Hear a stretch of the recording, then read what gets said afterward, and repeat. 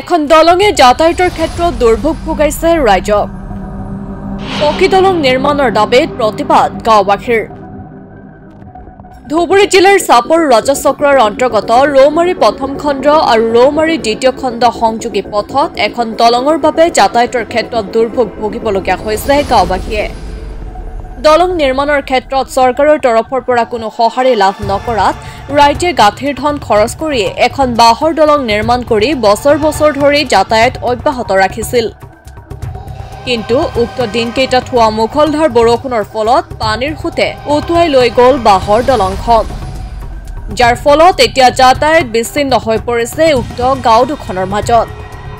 বৰ্তমান যন্ত্ৰচালিত নাৱেৰে এক বিপদসংকুলভাৱে যাতায়াত কৰিবলগীয়া হৈছে গঞাই।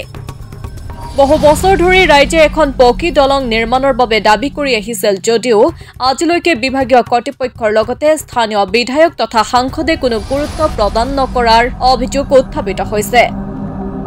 নিৰ্বাচনৰ সময়ত প্ৰতিটো দলৰ নেতাই কেৱল প্ৰতিশ্ৰুতি দিয়ে, সেই প্ৰতিশ্ৰুতি হৈয়ে ৰয়।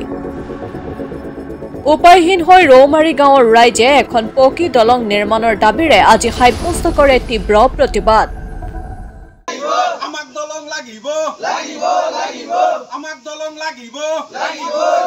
চাপৰ মিউনিচিপালিটি বোৰ্ডৰ ৭ নম্বৰ ৱাৰ্ডৰ প্ৰথম খণ্ড আৰু দ্বিতীয় খণ্ডৰ যি ৰাইজ আছো, এই ৰাইজৰ এই দুখন গাঁৱৰ মাজত এই এটাই সংযোগী পথ। এই পথেৰে আমাৰ বহুত কণ কণ ল'ৰা ছোৱালীয়ে ৰাতিপুৱা ৮ বজা ৯ বজাৰ পৰাই স্কুললৈ যোৱা আৰম্ভ কৰে, আবেলি ঘৰলৈ গুচি যায়। কিন্তু এই অলপ বৰষুণৰ পৰাৰ পিছতে আমাৰ এই দুখন গাঁৱৰ যি সংযোগী পথ, এই পথটো একবাৰে অচল হৈ পৰে।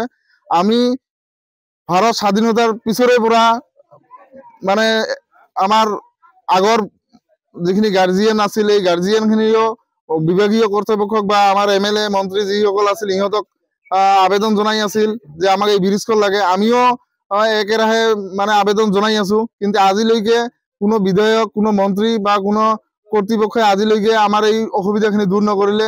ভোটৰ সময়ত প্ৰতিজন MLA মিনিষ্টাৰে ভোটৰ কাৰণে আমাৰ গাঁৱত আহি সোমাই আমাক প্ৰতিশ্ৰুতি দিয়ে যে এইবাৰ মই জিকিলে এইখন কৰি দিম, মই জিকিলে এইটো কৰি দিম। কিন্তু যেতিয়াই ভোট পাই সি ৰোজা ঘৰলৈ গুচি যায়, তেতিয়াই আমাৰ ৰাইজৰ মানে খবৰ নোলোৱা অৱস্থা হয়।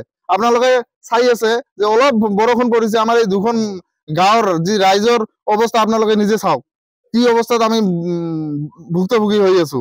তো মই আপোনালোকৰ জৰিয়তে অসমৰ মুখ্যমন্ত্ৰী ডক্টৰ হিমন্ত বিশ্ব শৰ্মা ডাঙৰীয়াক অনুৰোধ জনাওঁ যে যাতে আমাৰ এই গাঁৱৰ এই যি অসুবিধাত আমি পৰি আছো, এই অসুবিধাখন যাতে আমাৰ এখন পকী দলঙেৰে আমাৰ এই অসুবিধা যাতে মানে হেৰি কৰে আৰু।